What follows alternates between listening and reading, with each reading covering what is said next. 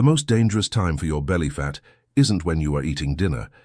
It is exactly 20 minutes after you put your fork down. You might think that stubborn, visceral fat, the kind that creates the pot belly look, comes strictly from overeating or skipping the gym. But what if I told you the real problem is what you do after the meal? There is a biological switch inside your body. When you flip it, you burn fat. When you ignore it, you store fat. It is that simple. Most people finish their meal and immediately sit down to watch TV or scroll through their phone. That innocent act signals your body to lock away every calorie as fat. But today, I'm going to show you one simple 10-minute habit that flips that switch the other way, forcing your body to burn belly fat even while you rest. Before we get to the solution, we need to understand exactly what we are fighting. As we age, especially past 60, our bodies change how they handle energy. You might notice that your arms and legs get thinner, but your midsection gets larger. This isn't just vanity, it's biology. This is called visceral fat. Unlike the soft, squishy fat you can pinch on your arm, visceral fat is hidden deep inside. It wraps itself around your liver, your pancreas, and your intestines. It is hard, it pushes your stomach out, and it is incredibly toxic. Think of visceral fat like a parasite. It steals your energy and releases inflammation into your system. It messes with your hormones, and worst of all, it blocks your insulin from working properly. This is why you can eat clean, eat salads, and drink water, but the scale never moves. Your internal storage system is clogged.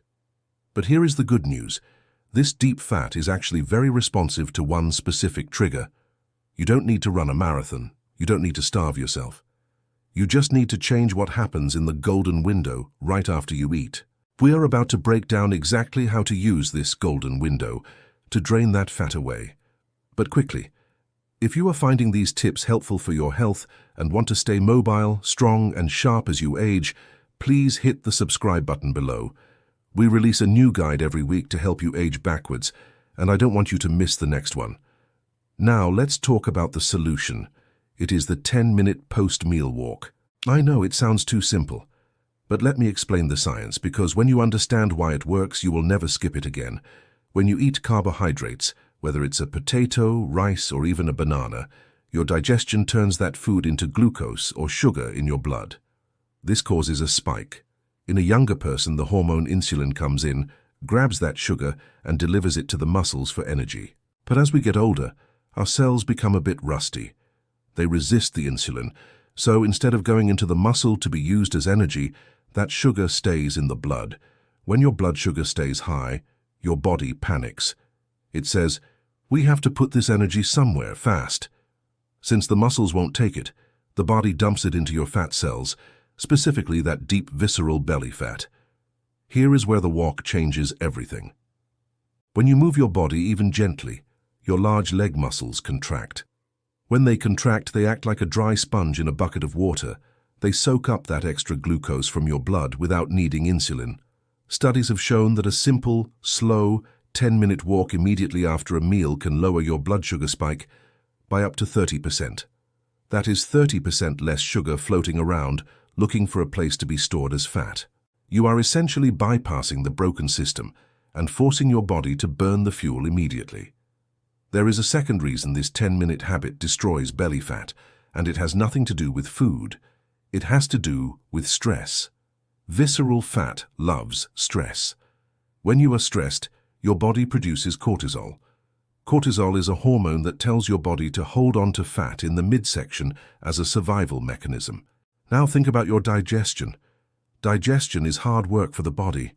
If you eat a heavy meal and then sit still, often your body feels sluggish and stressed, but a gentle walk releases feel-good endorphins and lowers cortisol levels.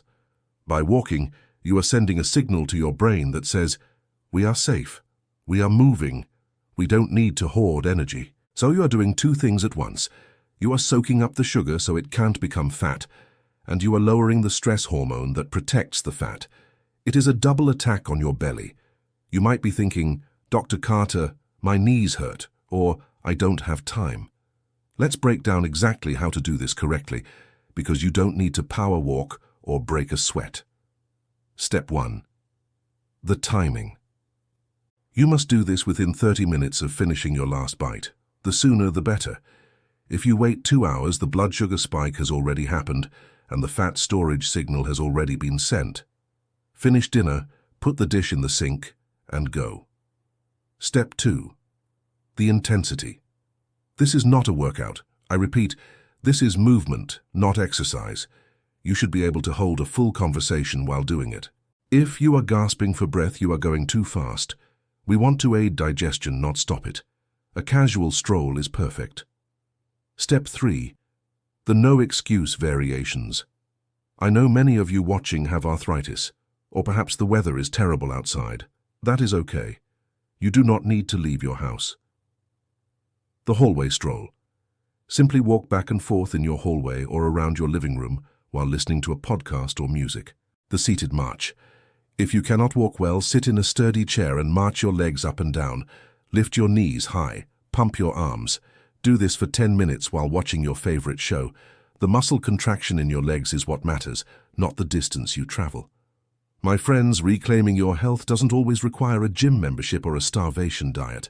Sometimes it just requires working with your biology instead of against it. Try this for just 7 days. Commit to a 10-minute gentle movement after your biggest meal of the day. You will notice less bloating. You will sleep better. You will have steady energy.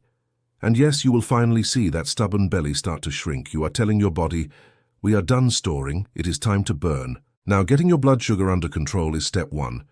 But if you want to accelerate this process, you need to know about the #1 insulin trick that works while you sleep. I've put that video right here on the screen for you. Click that, and let's keep this momentum going. I'm Dr. Adam Carter, and I'll see you there.